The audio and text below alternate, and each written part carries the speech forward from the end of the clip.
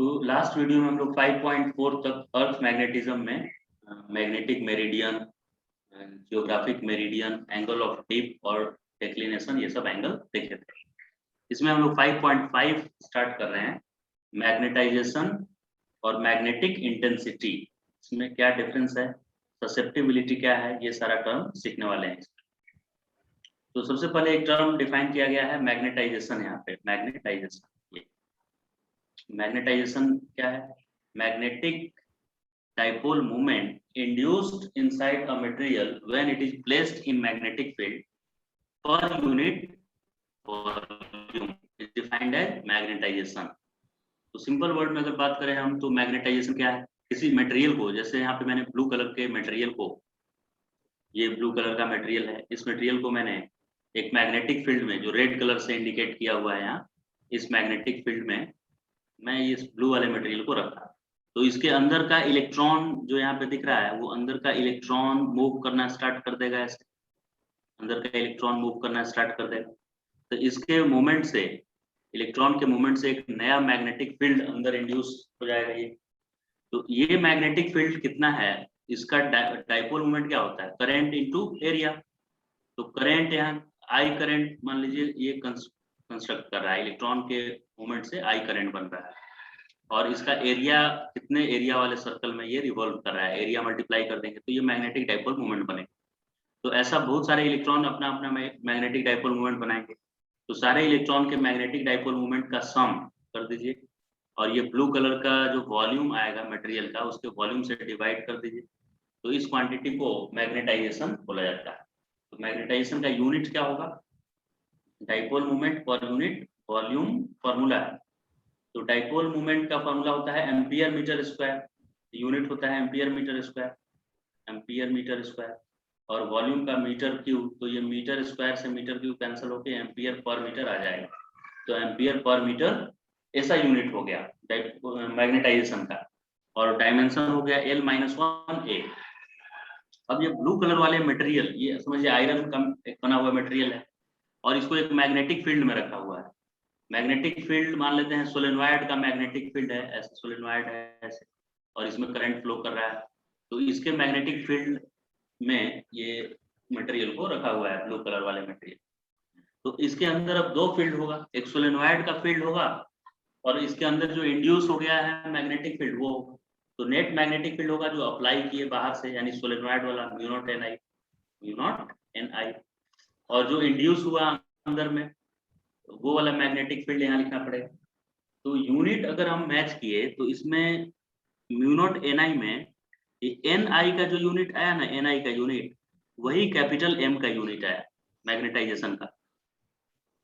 तो इसका मतलब कि ये Ni को एक नया टर्म डिफाइन किया गया। μ0 को अगर छोड़ दें, क्योंकि ये मीडियम का प्रॉपर्टी है, तो मीडियम से इंडिपेंडेंट एक टर्म हम रखें तो खाली Ni जो आ रहा है उसका भी यूनिट एम्पियर मीटर आ रहा है, और इधर कैपिटल M का भी यूनिट देखिए एम्पियर मीटर ही आया था। तो इसीलिए हम Ni को एक नया टर्म डिफाइन कर दिए H, और इसका नाम क्या पड़ा Ni का? Magnetic intensity. तो मैग्नेटिक इंटेंसिटी और मैग्नेटाइजेशन दोनों का सेम यूनिट आ रहा है। तो ससेप्टिबिलिटी जो वर्ड है वो इन दोनों का रेशियो है, यानी कि इंड्यूस कितना हो रहा है और अप्लाई कितना किया गया है, इन दोनों के रेशियो को ससेप्टिबिलिटी बोले। और ये यूनिट लेस है ससेप्टिबिलिटी, क्योंकि मैग्नेटाइजेशन का भी यूनिट एम्पियर मीटर और मैग्नेटिक इंटेंसिटी का भी एम्पियर मीटर। मैग्नेटाइजेशन क्या है? Magnetic dipole movement which is induced upon volume है, पर यूनिट वॉल्यूम। और H क्या है? μ0 Ni में N इंटू I है। N है number of turn per unit length, तो इसका यूनिट पर यूनिट लेंथ है, यानी मीटर इनवर्स होगा, मीटर डिनोमिनेटर में रहेगा, और करंट के लिए एम्पियर रहेगा, तो ampere per metre unit wise का। अब इन दोनों में μ0H और μ0M है। अब ससेप्टिबिलिटी से M इक्वल टू क्या लिख सकते हैं? काई H लिख सकते हैं, काई में H मल्टीप्लाई कर दीजिए।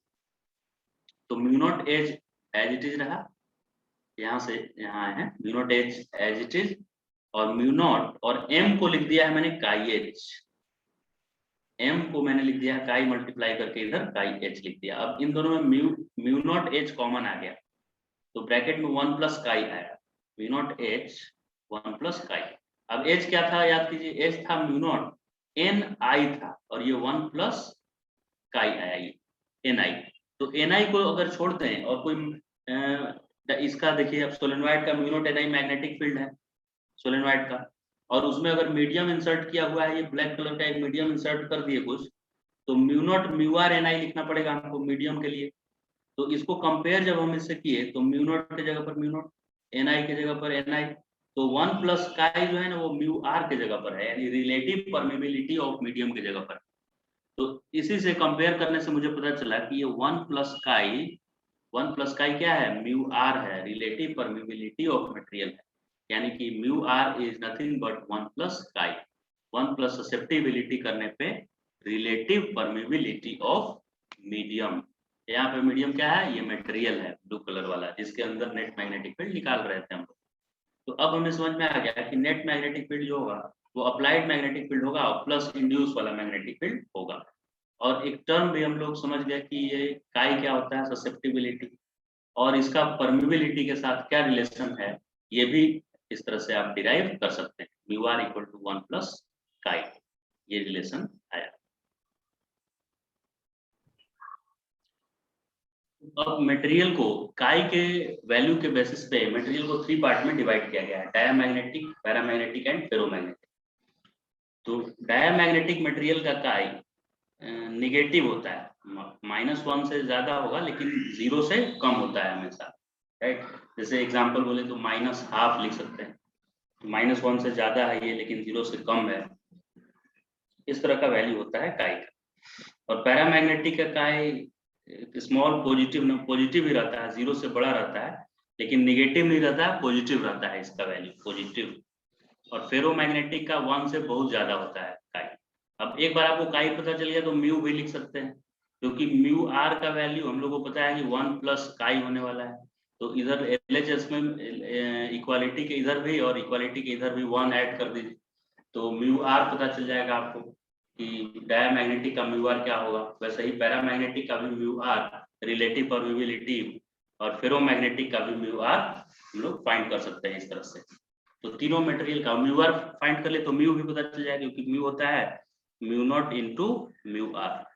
तो एक मटेरियल का आपको सिर्फ ससेप्टिबिलिटी पता है तो उसका रिलेटिव परमेबिलिटी और एब्सोल्यूट परमेबिलिटी दोनों फाइंड कर सकते हैं।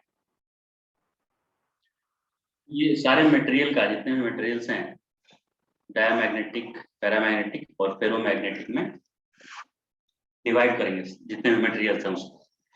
तो डायामैग्नेटिक सब्सटेंस वो होते हैं जो मैग्नेटिक फील्ड में रखने से रिपेल्ड होते हैं। मैग्नेटिक फील्ड में रखेंगे तो इसको ये मटेरियल रिपेल्ड होगा मैग्नेटिक फील्ड से। चाहे साउथ पोल के पास रखेंगे तो भी ये रिपेल्ड हो जाएगा, नॉर्थ के पास रखेंगे तो भी रिपेल्ड हो जाएगा। मतलब ये अपोजिट बाहर का मैग्नेटिक फील्ड अगर इस तरह का है ऐसा, तो ये अपने अंदर उल्टा इंड्यूस कर लेता है, उल्टा अपोजिट नेचर का इंड्यूस कर लेता है, जिससे कि ये रिपेल करता है बाहर वाले मैग्नेटिक फील्ड डायामैग्नेटिक। और पैरामैग्नेटिक और फेरोमैग्नेटिक ये दोनों अट्रैक्ट होते हैं। जैसे ये दोनों मटेरियल मैग्नेटिक फील्ड में रखने से, मैग्नेटिक फील्ड में रखने से वो मैग्नेट जो मैग्नेटिक फील्ड प्रोड्यूस किया है उसकी तरफ अट्रैक्ट होते हैं, ये पैरामैग्नेटिक और फेरोमैग्नेटिक। तो अब इन तीनों मटेरियल का बिहेवियर देखेंगे कि मैग्नेटिक फील्ड में इनको रखने से क्या ये बिहेवियर शो करते हैं ये सारे मटेरियल। ये ब्लू कलर से जो मटेरियल यहाँ बनाया हुआ है, ये मटेरियल ब्लू कलर वाला, ये एक डायामैग्नेटिक मटेरियल है। ये मुझे कैसे पता चला कि डायामैग्नेटिक मटेरियल होगा ये, क्योंकि पहले मैग्नेटिक फील्ड स्ट्रेट, ये सब यहाँ लिखा हुआ है कि पहले ऐसे मैग्नेटिक फील्ड मतलब यूनिफॉर्म मैग्नेटिक फील्ड है। Initially magnetic field was uniform like this parallel lines. लेकिन इस मैग्नेटिक फील्ड में जैसे ही ये ब्लू कलर वाले मैग्नेटिक मटेरियल को मैंने रखा लाकर, ब्लू कलर के मैग्नेटिक मटेरियल को यहाँ पर बना दे रहे हैं। ये देखिए ऐसे मटेरियल को लाकर जैसे ही मैग्नेटिक फील्ड में रखे, ये अपने अंदर अपोजिट डायरेक्शन में मैग्नेटिक फील्ड बना दिया, अपोजिट डायरेक्शन। तो अपोजिट डायरेक्शन मैग्नेटिक फील्ड बनाने के कारण वो पुराने वाले मैग्नेटिक फील्ड को अपोज करेगा। तो अपोज करने से पहले जो पैरेलल लाइंस था पैरेलल लाइंस, वो लाइन पैरेलल नहीं रहा, ऐसे हो गया, इस तरह से जाने लगा। अब ऐसे ही क्यों जा रहा है? क्योंकि हम लोग लाइंस का प्रॉपर्टी पढ़े हैं कि लाइन जहाँ पे क्लोज होगा वहाँ स्ट्रॉन्ग फील्ड होगा, और जहाँ पे लाइन के बीच ज्यादा गैप होगा वहाँ वीक फील्ड होगा। तो पहले जब पैरेलल था तो कुछ मान लीजिए मैग्नेटिक फील्ड 10 था, तो अंदर का मैग्नेटिक फील्ड अब मुझे क्या करना है, पहले से 10 से कम करके दिखाना है अंदर का मैग्नेटिक फील्ड। तो कम करके दिखाना है तो ये जितना गैप था इधर, उससे और ज्यादा गैप अंदर हो जाना चाहिए दो लाइन के बीच। तो ज्यादा गैप होने के लिए ये लाइन ऐसे हो जाएगा, इधर वाला लाइन ऐसे हो जाएगा, ताकि ये दोनों लाइन के बीच गैप बढ़ जाए। तो इसीलिए पहले यहाँ क्लोज लाइन है, मतलब यहाँ फील्ड ज्यादा है, और मटेरियल के अंदर ये लाइन एक दूसरे से दूर चला गया, यानी कि लाइन डेंसिटी कम हो गया, मैग्नेटिक फील्ड लाइन का डेंसिटी, जो कि इंडिकेट कर रहा है कि इस रीजन में जहाँ पे मैग्नेटिक मटेरियल है फील्ड वीक हो गया है पहले से। और ये पैरामैग्नेटिक है, यानी पहले से तो लाइन आपस में पैरेलल थे, ये जैसा दिखाया है पहले से, लेकिन मैग्नेटिक मटेरियल में जाने के बाद ये ऊपर की तरफ नहीं गया, ऊपर जाता तो लाइन वीक हो जाता मैग्नेटिक फील्ड लाइन, ये नीचे आ गया, मतलब और क्लोज एक दूसरे के ये लाइन आ गया, यानी ये इंडिकेट कर रहा है कि अंदर का फील्ड और पहले से स्ट्रांग हो गया, अंदर का फील्ड मैग्नेटिक फील्ड पहले से स्ट्रांग हो गया। ऐसा इसलिए होता है कि पैरामैग्नेटिक मटेरियल अपने अंदर के इलेक्ट्रॉन को ऐसे घुमाते हैं कि वो एक्सटर्नल मैग्नेटिक फील्ड के डायरेक्शन में ही मैग्नेटिक फील्ड प्रोड्यूस करता है, ये मूविंग इलेक्ट्रॉन। तो ये अपने इलेक्ट्रॉन को इस तरह से मूवमेंट कराते हैं कि इसका मैग्नेटिक फील्ड बाहर वाले मैग्नेटिक फील्ड को सपोर्ट करता है, और अंदर का मैग्नेटिक फील्ड पहले से ज्यादा हो जाता है। तो इसीलिए ये लाइन जितना भी गैप पे था, अंदर आने के बाद और गैप कम हो गया लाइंस के बीच, यानी कि अंदर का फील्ड पहले से स्ट्रॉन्ग हो गया, स्ट्रॉन्ग मैग्नेटिक फील्ड हो गया। और फेरोमैग्नेटिक होता तो और भी क्लोज आ जाता है ये लाइन। मटेरियल का दिया हुआ है पैरामैग्नेटिक, डाया और फेरोमैग्नेटिक का। तो उसमें डायामैग्नेटिक का देखिए गोल्ड और सिल्वर लिखा होगा, सिल्वर मतलब जो हम लोग यूज करते हैं मटेरियल, ज्वेलरी ये सब बनाने के लिए, गोल्ड सिल्वर हो गया। तो ये सब क्या है, और कॉपर वायरिंग घर में हम लोग यूज करते हैं, कॉपर का वायरिंग, ये सब क्या है, डायामैग्नेटिक है। यानी कभी आप एक गोल्ड को मैग्नेट के पास लाएंगे ना, एक मैग्नेट है और गोल्ड उसके पास लाएंगे, तो ये गोल्ड को मैग्नेट रिपेल करेगा।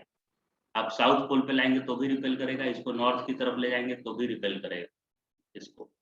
और पैरामैग्नेटिक का ये सब एग्जांपल है, एल्यूमिनियम है, और एल्युमिनियम और टंगस्टन जिसका फिलामेंट बनाया जाता है, बल्ब का फिलामेंट बनाते हैं इसका, ये सब मटेरियल क्या है, और कैल्शियम। तो ये सब पैरामैग्नेटिक है, यानी एल्युमिनियम को आप मैग्नेट के पास लाएंगे तो वो अट्रैक्ट तो होगा, लेकिन बहुत ज्यादा स्ट्रांगली अट्रैक्ट नहीं होगा, वो कम फोर्स के साथ अट्रैक्ट होगा ये मैग्नेट के। और फेरोमैग्नेटिक सब्सटेंस में होता है आयरन होता है, फेरिक, कोबाल्ट और निकेल होता है, फेरिक, कोबाल्ट और निकेल, ये सब मटेरियल फेरोमैग्नेटिक सब्सटेंस होते हैं। तो यहाँ पे खाली डायामैग्नेटिक और पैरामैग्नेटिक लिखा है। फेरोमैग्नेटिक फेरिक, कोबाल्ट और निकेल मटेरियल हो गया, फेरिक, कोबाल्ट, निकेल। तो ये सब मटेरियल स्ट्रांगली अट्रैक्टेड होंगे, मैग्नेट के पास लाएंगे तो बहुत ज्यादा फोर्स से अट्रैक्ट होगा। आयरन को आप देखे भी होंगे, ऐसे ऑब्जर्व भी किए होंगे कि आयरन का रॉड या कोई भी मटेरियल मैग्नेट से स्ट्रांगली अट्रैक्ट होता है। आप साउथ पोल पे आयरन को ले जाएंगे तो भी अट्रैक्ट होगा, नॉर्थ पोल की तरफ ले जाएंगे तो भी अट्रैक्ट ही होगा। ये पैरामैग्नेटिक का टेम्परेचर डिपेंडेंसी इंडिकेट कर रहा है ये इक्वेशन, कि एम क्या था, मैग्नेटाइजेशन था, मैग्नेटाइजेशन। तो magnetisation of material external magnetic field पे तो डिपेंड कर ही रहा है कि बाहर कितना मैग्नेटिक फील्ड आपने अप्लाई किया है, लेकिन टेम्परेचर के इनवर्सली प्रोपोर्शनल है। अगर उस मटेरियल का टेम्परेचर इंक्रीज कर देंगे और बाहर का सेम मैग्नेटिक फील्ड है तो कम मैग्नेटाइजेशन आएगा उसका, टेम्परेचर के इनवर्सली प्रोपोर्शनल है, राइट। तो यहाँ पे सी को क्यूरी कांस्टेंट बोलते हैं, राइट। मटेरियल चाहे पैरामैग्नेटिक है या फेरोमैग्नेटिक, डायमैग्नेटिक, उन मटेरियल्स का कैसा बिहेवियर होता है। अगर किसी मैग्नेटिक मटेरियल को मैग्नेटिक फील्ड में रखें तो अगर हम यहाँ मैग्नेटिक फील्ड मतलब एक सोलेनॉइड बना लेते हैं, सोलेनॉइड है, इसका कुछ मैग्नेटिक फील्ड है, और इस मैग्नेटिक फील्ड में अगर मैं एक मटेरियल को रख दूं, मैग्नेटिक मटेरियल यहाँ पे ब्लू कलर से बनाकर, ये मैग्नेटिक मटेरियल है, इसको रखा हुआ है, सोलेनॉइड जो मैग्नेटिक फील्ड बना रहा है उसमें ऐसे ऐसे सोलेनॉइड का मैग्नेटिक फील्ड है, इसमें ये रखा हुआ है ब्लू कलर का। तो इसके अंदर मैग्नेटिक फील्ड डेवलप कर जाएगा इसके अंदर। तो जो मैग्नेटिक फील्ड इस मटेरियल के अंदर डेवलप करने के बाद नेट मैग्नेटिक फील्ड आता है, उसको यहाँ लिखा हुआ है P। इसके अंदर का मैग्नेटिक फील्ड कितना है इस मटेरियल के अंदर ब्लू वाले, और H क्या है, अप्लाइड है। तो पहले से ही मैं एक्सिस पे लिख दे रहा हूँ, ये अप्लाइड मैग्नेटिक फील्ड है, यानी म्यू नोट को छोड़ दें तो NI जो बचता है उसको ये बोलते हैं, म्यू नोट को हटाकर NI ये है। जितना ज्यादा करंट अप्लाई करेंगे उतना ही H का वैल्यू ज्यादा होने वाला है। और B क्या है यहाँ पे, B इसके अंदर का ब्लू वाले के अंदर मैग्नेटिक फील्ड कितना है वो बता रहा है, नेट मैग्नेटिक फील्ड कितना होगा।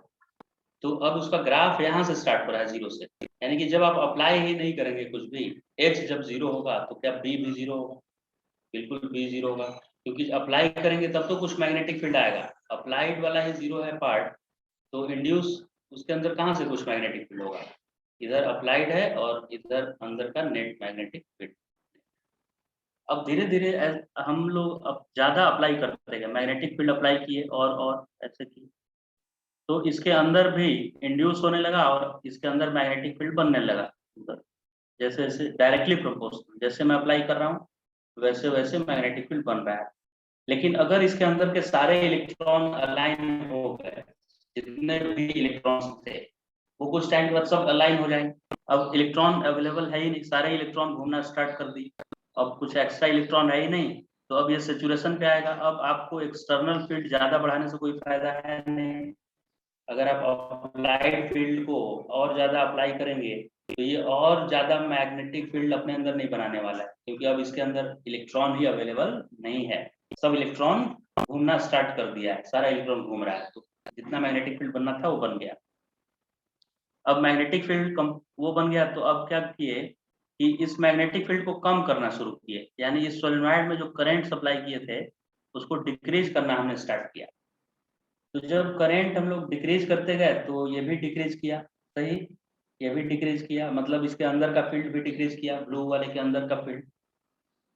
लेकिन जब मैंने 0 कर दिया, सोलेनॉइड के अंदर करंट 0 कर दिया, यानी एक्सटर्नल फील्ड को मैं 0 कर दिया, H देखिए यहाँ पे 0 हो जा रहा है, यहाँ पर आकर B पॉइंट जो लिखा है उसको, तो B पॉइंट पे आते ही H 0 हो गया, X एक्सिस 0, लेकिन Y एक्सिस 0 नहीं हुआ, जबकि जब स्टार्ट किया था तो दोनों 0 से स्टार्ट किया था।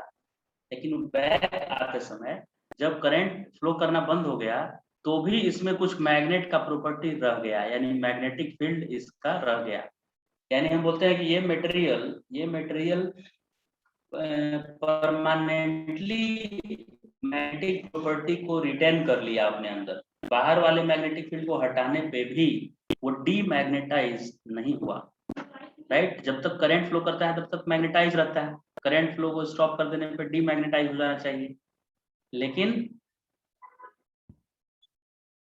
ये मैग्नेटिक इसमें नेचर जो रह गया, रिटेन कर गया, उसको रिटेंटिविटी बोला जाता है।